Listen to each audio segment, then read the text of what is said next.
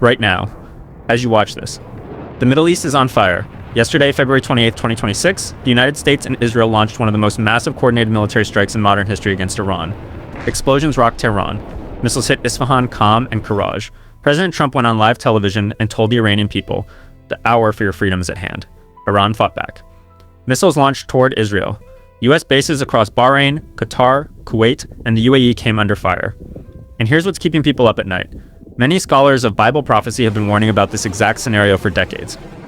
Today, we are going to do two things. Walk through exactly what happened, and then open the scriptures and ask the most important question anyone can ask right now. Is this in the Bible? And if so, what comes next? If you haven't subscribed, do it now. Share this video. People need to see this. Let's get into it. Early this morning, at approximately 9:27 a.m. Tehran time, explosions began shaking the Iranian capital. This wasn't a small targeted strike.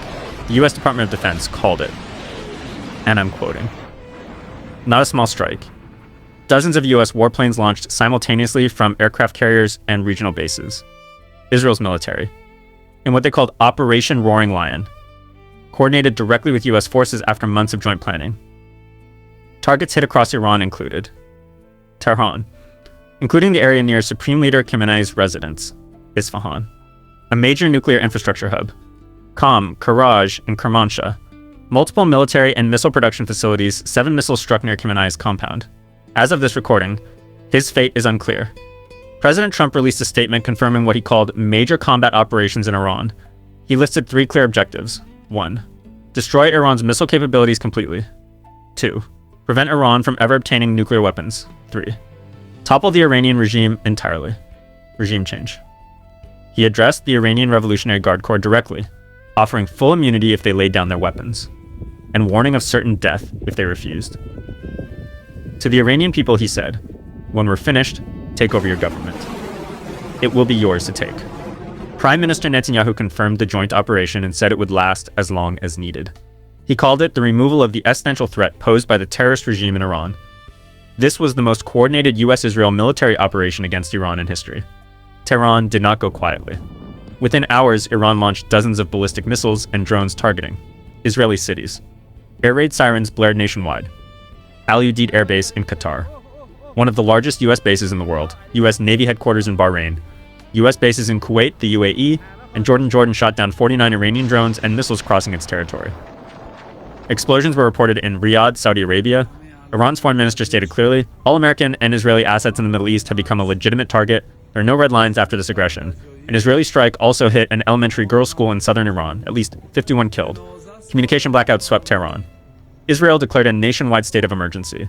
The UN Secretary General condemned both sides and warned the attacks undermine international peace and security. The Houthi movement in Yemen, Iran's proxy, announced they would resume attacks on Red Sea shipping lanes, threatening global trade routes. This didn't happen overnight. You need to understand the road that led here. In June 2025, Israel launched major strikes on Iranian nuclear and military facilities. Iran retaliated with missiles on Israeli cities. On June 22nd, the United States joined, hitting Iran's nuclear sites at Natanz, Fordo, and Isfahan. Trump claimed Iran's nuclear program was totally obliterated. Iranian officials admitted setbacks, but insisted it was not destroyed. They kept rebuilding. Beginning in late December 2025, the largest anti-government protests since the 1979 Islamic Revolution erupted inside Iran, spreading to over 100 cities. The Iranian economy had collapsed.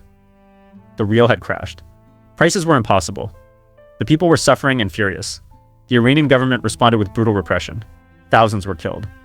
The world watched. Just 2 days ago, February 26th, high-stakes U.S.-Iran nuclear negotiations in Geneva ended without a breakthrough. The very next day, Oman announced Iran had agreed to reduce its nuclear stockpiles. Trump said he preferred diplomacy. Less than 48 hours later, the bombs fell. The window for peace closed, and war began. Before we open scripture, understand why this isn't just a Middle East problem. Iran sits at the edge of the Strait of Hormuz, the narrow waterway through which 20% of the world's oil supply passes every single day. If Iran closes it, oil prices explode, gas prices, food prices, supply chains.